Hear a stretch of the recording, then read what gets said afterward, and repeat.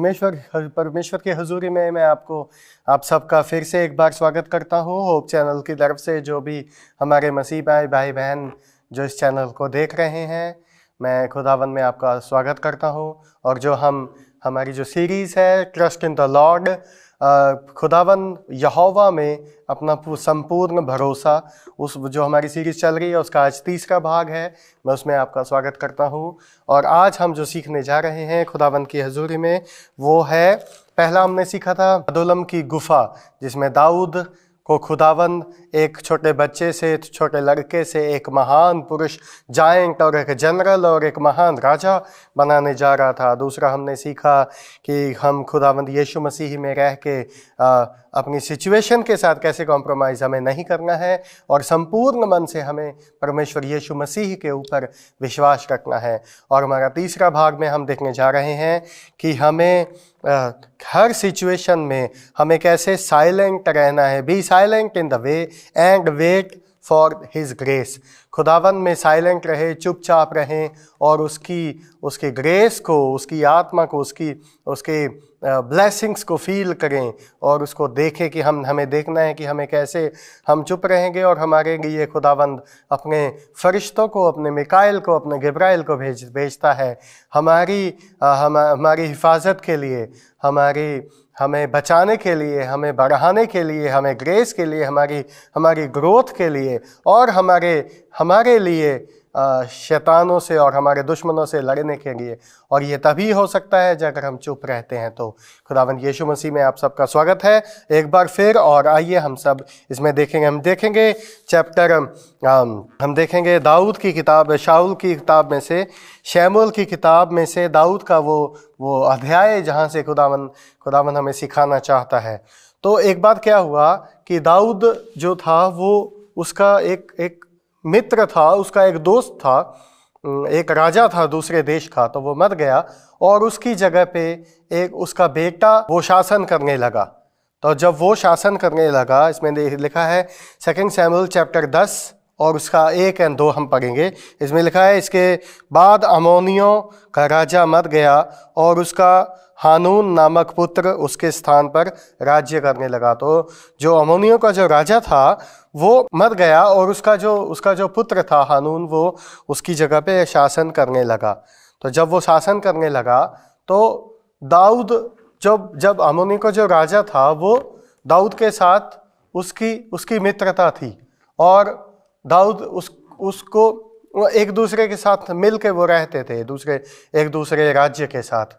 तो जब वो मर गया तब उसके बाद दाऊद का जो शासन था वो बहुत बड़ा पहले से ही था, but Dawood was a kind king. वो खुदावन से डर के काम करने वाला राजा था। तो दाऊद हमेशा अपने दुश्मनों से भी मित्रता करने का प्रयास करता रहता था। उसके मन में हमेशा ये बात रहती थी कि वो दाऊद के मन में कि वो हमेशा दुश्मनों को भी ना मारे, क्योंकि वो जानता था कि सब लोग खुदा के लोग हैं। और लेकिन जो कोई उसके साथ लड़ने आता था फिर खुदावंद उसकी तरफ से लड़ता था। तो दाऊद ने, आप एग्जाम्पल देख सकते हैं कि जब एक बार शाऊल अपने उसी गुफा में जाके थक गया, जब दाऊद को ढूंढते ढूंढते एक जगह पे जाके शाऊल रुक गया अपने सिपाहियों के साथ और एक गुफा में जाके उसने शरण ली। और उसको नहीं पता था कि उसी जगह में दाऊद भी है, दाऊद और उसके दोस्त भी हैं। तो उसके दोस्तों ने, दाऊद के सिपाहियों ने उसे कहा कि ये अच्छा मौका है शाऊल को मारने का। तो दाऊद ने बोला कि नहीं, ये तो परमेश्वर का दास है, परमेश्वर की तरफ से चुना हुआ एक राजा है, इसको मैं नहीं मार सकता। तो दाऊद ने बदले में क्या किया कि उसके कुर्ते का एक टुकड़ा उसको काटा, उसको जो कि पता ही नहीं चला शाऊल को, और अपने पास रखा। तो ये दाऊद का एक काइंड नेचर था, एक एटीट्यूड था जो कि खुदावंद हमेशा हमसे चाहता है कि हम भी एक ऐसा एटीट्यूड रखें। जब हमें चुप रहना है हम चुप रहें, जब हमें शांत रहना है हम शांत रहें, और जब हमें लड़ना है तो खुदावंद हमें लड़ने का मौका भी देता है मेरे प्रियो। तो मैं ये कहना चाहता हूँ कि अगर हम साइलेंट हैं, अगर हम शांत हैं, तो इसका मतलब ये नहीं कि हमारा प्रभु यीशु मसीह, हमारा खुदावंद यहोवा भी साइलेंट है। नहीं, वो उस समय तैयारी में है, वो उस समय हमारे लिए एक बड़ी प्लानिंग कर रहा है। तो अगर आपको लगता है आज शांत हो, आपको लगता है आज शांत है आपको लगता है आपकी प्रेयर का आंसर नहीं आ रहा, तो ये आज का वचन आपके लिए है। आप इसको सुनो और इसमें इसकी ब्लेसिंग्स को अपने लिए रिसीव करो, ताकि आपको खुदावन की ब्लेसिंग्स मिल सके और आपको एक नए रास्ते आपके लिए। बाइबल बताती है कि, और हिस्टोरियंस बताते हैं, अगर आप गूगल सर्च करो तो कई कहते हैं कि दाऊद ने 27 लड़ाइयाँ लड़ी, कई कहते हैं 29 लड़ाइयाँ लड़ी, कई कहते हैं इससे 66 लड़ाइयाँ लड़ी। लेकिन बाइबल ये बताती है हमें कि दाऊद ने जितनी भी लड़ाइयाँ लड़ी वो सारी जीता। ऐसा हो ही नहीं सकता कोई राजा आज तक उसके बाद या उससे पहले था कि जिसने जितनी भी लड़ाइयाँ लड़ी हो वो सारी जीता हो। अपार्ट फ्रॉम अगर एक लड़ाई राजा ने लड़ी और वो जीत गया और उसके बाद उसकी कोई लड़ाई नहीं हुई हो तो वो एक अलग बात है। लेकिन दाऊद के जैसे और भी जितने राजा थे बहुत सारी लड़ाइयाँ लड़ी, और अगर ऐसा हो ही नहीं सका कि कोई भी कि वो बाद में पूरी की पूरी लड़ाइयाँ जीते। इवन शाऊल, सैमुअल, इवन और भी जितने भी थे नबी और नबियों को छोड़ के जितने भी राजा थे सारे। तो आज का जो चैप्टर है वो कुछ और है मेरे प्रियो। मैं आपको बताना चाहता हूँ कि हमें साइलेंट रहने के टाइम पे साइलेंट रहना है, हमें शांत रहने के टाइम पे शांत रहना है, क्योंकि खुदावंद हमें कहता है तो जो खुदावंद हमें कहता है करने को हमें वही करना चाहिए। आपने वो गाना सुना होगा, बहुत फेमस गाना है, डरो मत चुपचाप खड़े रहो, खुदा की नजात के काम देखो। डरो मत चुपचाप खड़े रहो, खुदा की नजात के काम देखो। तो खुदावंद हमेशा हमारे साथ है और हमारे लिए लड़ता है। तो यहाँ पे क्या हुआ कि 2 सैमुअल 10 का 1 वर्ष और 2 वर्ष हम पढ़ेंगे। उसमें लिखा है, इसके बाद अमोनियों का राजा मर गया और उसका हनून नामक पुत्र उसके स्थान पर राज्य हुआ। तब दाऊद ने यह सोचा, जैसे हनून के पिता नहाश ने मुझको प्रीति दिखाई थी, वैसे ही वह भी हनून के पुत्र को प्रीति दिखाएगा। तब दाऊद ने अपने कई कर्मचारियों को उसके पिता के विषय शांति देने के लिए भेज दिया। दाऊद के कर्मचारी अमोनियों के देश में आए, परंतु अमोनियों के हाकिम अपने स्वामी हानून से कहने लगे, दाऊद ने जो तेरे पास शांति देने वाला है वह क्या तेरी समझ में तेरे पिता के आदर करने के विचार भेजे हैं। दाऊद ने अपने कर्मचारियों को तेरे पास इस विचार से नहीं भेजा कि इस नगर में ढूंढ ढांड करके और इसका भेद लेकर इसको उलट में दे। मैं आपको बताना चाहता हूँ मेरे अजीज़ों, मेरे प्यारों, मेरे भाइयों बहनों मसीह में जो आज इस प्रचार को सुन रहे हैं, कि शैतान हमेशा आपके अगेंस्ट खड़ा रहता है। आप भलाई के भी काम करने चाहोगे, उसको पता है इसमें बड़ी भलाई शैतान को पता है इसमें बड़ी भलाई आएगी। आप कुछ भी काम करोगे उसको पता है कि आप खुदावंद का काम कर रहे हो, खुदावंद आपको बड़ी ब्लेसिंग्स देने के लिए है। तो यहाँ पे भी क्या होता है कि दाऊद एक अच्छी नीति के साथ, एक अच्छे एटीट्यूड के साथ कुछ अच्छा काम करने के लिए अपने लोगों को, अपने सिपाहियों को उस देश में, अमोनियों के देश में भेजता है, जहां पे राजा हानून जो अभी नया नया राजा बना था, नाहाश का बेटा, वो उसके पास भेजता है, क्योंकि नाहाश उसका राजा का, दाऊद का मित्र था। तो जब उसके पास भेजता है वो उसे, तो वहां पे जाने के बाद उसके जो हानून के उसके जो हैंड्स से, उसके राइट हैंड, लेफ्ट हैंड, आप उसके प्राइम मिनिस्टर बोल सकते हो, आप कुछ भी बोल सकते हो, उनके लोग जिनकी वो ज़्यादा सुनता था, जिनकी वो मानता था, उन्होंने क्या बोला कि हो सकता है ये दाऊद के ये जो लोग हैं ये हमारे देश में स्पाई के रूप में आए हैं, हमारे देश में ये कुछ ढूंढने, कुछ ऐसे चीज़ों के, ऐसी बातों के रूप में आए कि ये हमारे देश में देखेंगे, सब कुछ देखेंगे, उसके बाद वापस जाएंगे और अटैक करेंगे हमारे देश को और हम छीन लेंगे। तो ऐसा इसको सबक सिखाएं, इन लोगों को ऐसा हम सबक सिखाएं कि जितने भी लोग दाऊद के हैं, इनको हम ऐसा सबक सिखाएं कि ये वापस कभी हमारे देश में ना आ सके। तो मेरे अजीज़ों, मैं आपको ये बताना चाहता हूँ कि शैतान चाहे जितना मर्जी कोशिश कर ले, हमारे मकसदों को वो पूरा होने से नहीं रोक सकता। वो हमें हरा सकता है, हमें डरा सकता है, हमें धमका सकता है, हमें हमें हमें बेइज्जत कर सकता है, हमारी इंसल्ट हो सकती है लोगों के बीच में। लेकिन परमेश्वर जो हमारे लिए कार्य करना चाहता है वो हो के रहेगा। वो कब होके रहेगा? जब हम खुदावन की हजूरी में अपने उसके उसके उसके विश्राम स्थान में हम हमेशा बैठे रहते हैं। तो दाऊद के जैसे कि दाऊद जैसे कहता है भजन संहिता 91 में कि तेरे हम स्थान में मैं बैठा रहूँगा। मेरा ठिकाना कहाँ है? मेरा ठिकाना, मेरा सर्वशक्तिमान, मेरा सर्वधाम सिर्फ मेरा पिता परमेश्वर है जो जिंदा खुदा है। मेरी सहायता कहाँ से आती है? भजन संहिता 121 में जैसे मेरी सहायता सिय्योन की तरफ। तो हम अगर खुदावंद यीशु मसीह के, खुदावंद यहोवा के सर्वस्थान में बैठे रहते हैं तो खुदावंद हमारे लिए फरिश्तों को भी भेजता है। तो उसके बाद क्या होता है कि वो लोग उनकी बेइज्जती करते हैं, दाऊद के लोगों की।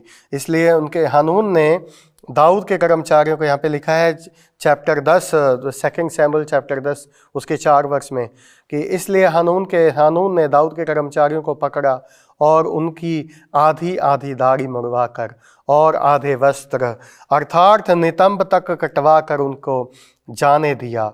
इससे अच्छा तो वो उनको मार देते, इससे अच्छा उनकी बेइज्जती की। और इनकी इतनी बेइज्जती करी कि हाफ उनकी बॉडी का जो कपड़े थे वो काट दिए, उतार दिए, और हाफ उतार दिए, उनको एकदम हाफ उनको नंगा कर दिया।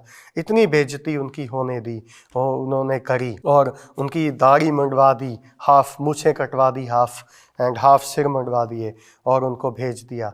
इस बेइज्जती के साथ कि उनको कोई देख नहीं रहा है, इस बेइज्जती के साथ कि दाऊद डर जाएगा, इस बेइज्जती के साथ कि दाऊद उनको डर के मारे वापस उनके पास नहीं आएगा। जबकि दाऊद एक अच्छी इंटेंशंस के साथ उनके पास गया था। दाऊद एक अच्छी इंटेंशन के साथ तो परमेश्वर के लोग हमारे पास आते हैं एक अच्छी इंटेंशंस के साथ। हम खुदावन का काम करते हैं एक अच्छी इंटेंशंस के साथ। लेकिन कभी भी ऐसा अगर हमारे साथ होता है तो शांत रहो, be silent in the God, और खुदा की नजात के काम देखो। फिर उसके बाद क्या होता है? दाऊद को जब ये बात पता लगती है कि मेरे लोगों के साथ ऐसा हुआ, इजराइलियों के साथ ऐसा हुआ है, इसका उसमें लिखा 5 वर्ष में, इसका समाचार पर पाकर दाऊद ने उन लोगों को उनसे मिलने के लिए भेजा।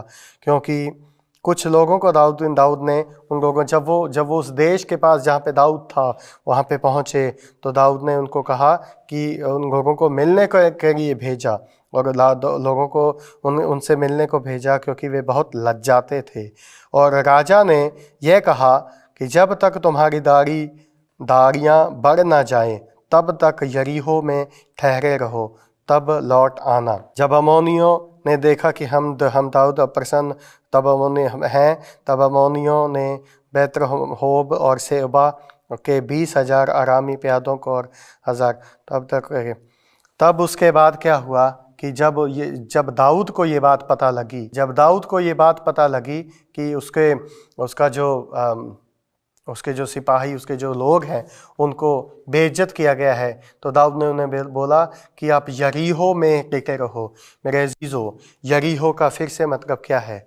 यरीहो का मतलब है ठहरने वाला स्थान, परमेश्वर का शरण स्थान।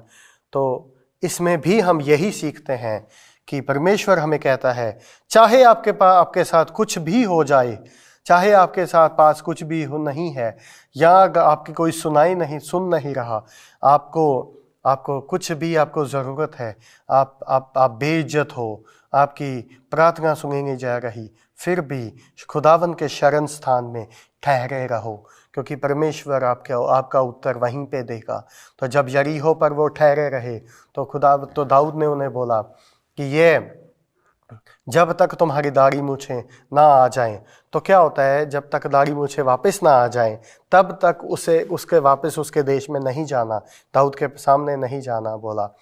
तो कहने का मतलब दाऊद का ये था कि परमेश्वर हमारे साथ जब हमें कोई मुसीबत आती है हम पर, तो हम कुड़कुड़ाने लगते हैं, और उससे क्या होता है, हमारे आसपास का वातावरण भी हम खराब करते हैं। हमारे घर में, हमारी फैमिली में अगर हमको कुछ इशू है, हमें अगर कुछ प्रॉब्लम हुई है, तो हम क्या करते हैं, खुदावंद पे विश्वास ना करके, परमेश्वर पे विश्वास ना करके हम चीज़ों को, हम अपनी मर्जी से कार्य करना शुरू करते हैं।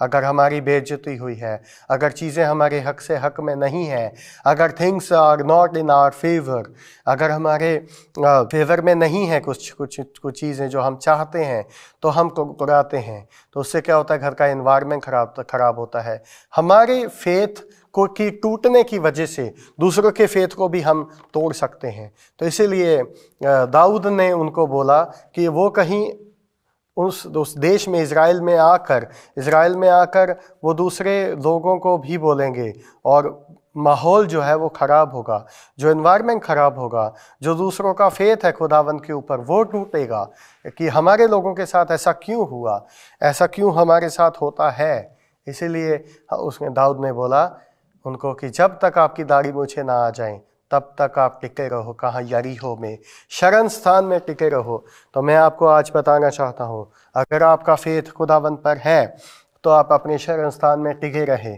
तो फिर उसके बाद बाइबल कहती है कि दाऊद ने वहाँ पे बोला उनको, जब उन्होंने उनको पता लगा, तो दाऊद ने ये आगे अगर आप चैप्टर पढ़ते हैं, समय की कमी की वजह से मैं पढ़ नहीं पाऊँगा, तो दाऊद आगे उनको बोलता है कि ये हरकत दाऊद ने बोला कि इन्होंने पर्सनली मेरे साथ हुई है, ये पर्सनली मेरे साथ किया गया, तो मैं इसका बदला दूंगा। तो मैं आपको कहना चाहता हूँ कि हमारा परमेश्वर वो सब देखता है, वो सब जानता है। अगर आपके घर है, शांत रहिए, यरीहो में रहिए, अपने अदुल्लम के कुएं में रहिए, अपने शरण स्थान में रहिए, और खुदावंद के पास आके रोइए, ताकि खुदावंद आपकी हर एक आंसू को अपनी कुप्पी में छुपा के रखेगा, और वक्त आने पर उसको निकालेगा और उसका बदला देगा।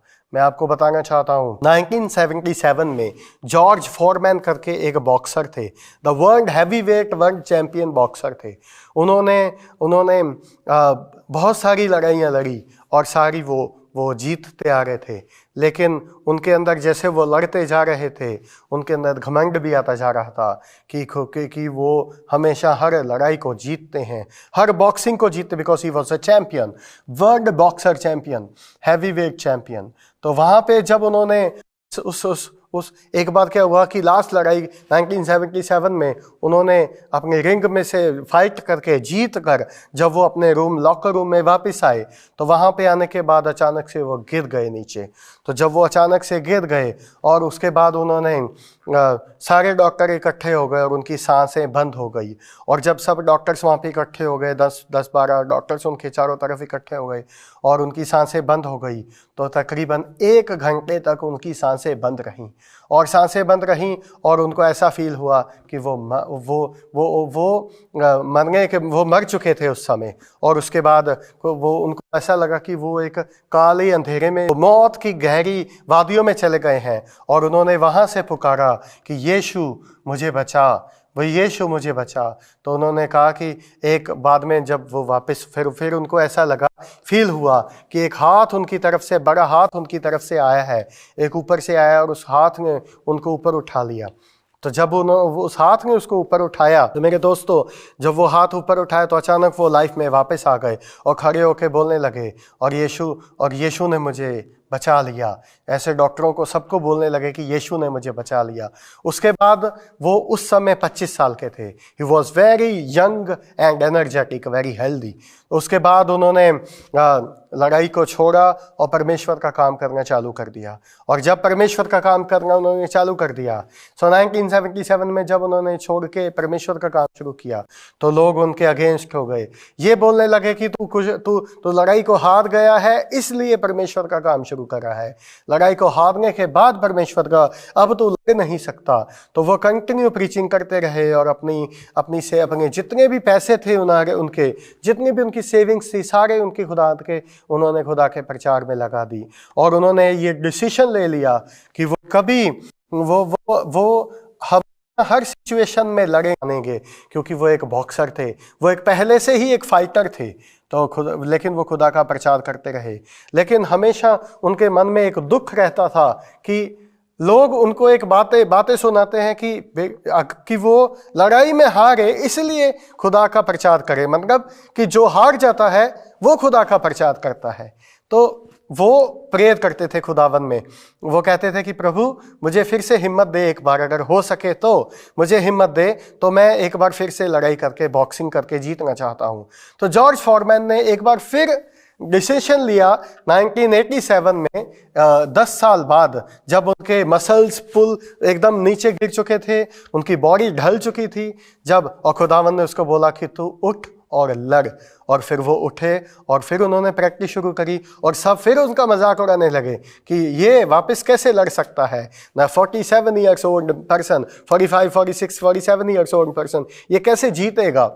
तो खुदावन परमेश्वर कहता है कि मैं आपको बताता हूँ, इतिहास हमें कहता है कि वो उठे, जॉर्ज फॉरमैन फिर उठे और फिर वो रिंग में गए और पहले ही मुक्के में उन्होंने सामने ओपोनेंट को गिरा दिया और नॉकआउट करके जीत गए। एक बार फिर खुदावन किसी को कभी भी कहीं पे भी बल दे सकता है। हमारा बल, हमारा सिर्फ प्रभु यीशु है। हमारा बल हमारा यहोवा है, खुदावन। वही हमें आगे बढ़ाता है, वही हमें आगे ले जाता है। तो कभी अपने आप को कम मत समझें। हमेशा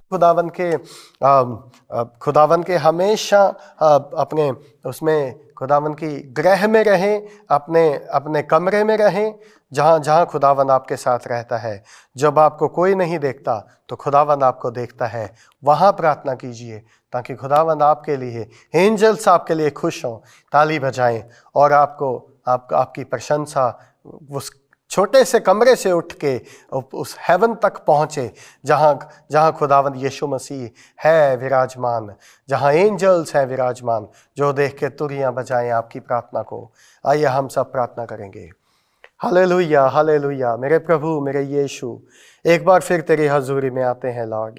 संभाल मेरे पवित्र अब्बा, अपनी आत्मा का सामर्थ्य दे खुदावन, ताकि तेरे नाम से आगे बढ़े। हमें हर सिचुएशन में संभाल प्रभु। मैं अपने आप को और सब लोगों को जो इस चैनल को देख रहे हैं खुदावन, तेरे पवित्र हाथों में सौंपता हूँ। मांगता हूँ तेरे प्यारे बेटे प्रभु यीशु के नाम से, आमीन। धन्यवाद मेरे अजीजों। एक बार फिर मैं आपसे गुजारिश करना चाहता हूँ कि अगर आप पहली बार इसको देख रहे हैं हमारे होप चैनल को, तो आप हमें इसको सब्सक्राइब कीजिए और अपनी ब्लेसिंग्स को आगे बढ़ाइए। लोगों को इस चैनल को आगे फॉरवर्ड कीजिए ताकि ज़्यादा से ज़्यादा रूहों को बचाया जा सके। धन्यवाद। आपका दिन शुभ रहे।